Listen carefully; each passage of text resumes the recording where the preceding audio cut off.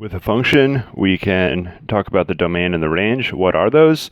The domain is all the x values.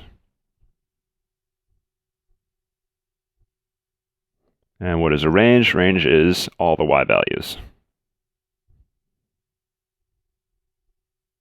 If we have a graph, this is a graph of a function. What does it take to be a graph of a function? You pass the vertical line test. So I'd only intersect one place, one point, or no points if I scan through the vertical line.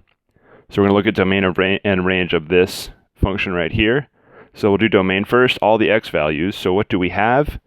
We're going to start at -3, and we have all the x values until we get up to +1.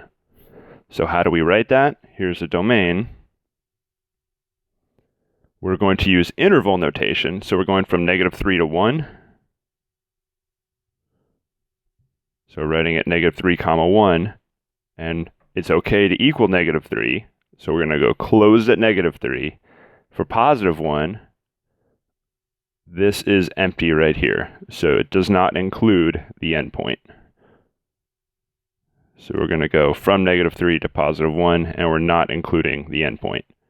So that's the domain. Range, similar, except we want to think about y values here. So what y values do we go between? Yes, we do have -1 y value right here, but we go all the way down to -3 is really the smallest y value. And we go up to +4. So we're going from -3 to +4. We can equal -3. So we go closed at -3. Now +4 is up here. We don't actually hit +4. So we're going to go open at +4. Now these are intervals of, these are x values. So this is an x value interval, and this is a y value interval. So these are not going to be points, these are going to be intervals of x values and y values. That's the domain and the range.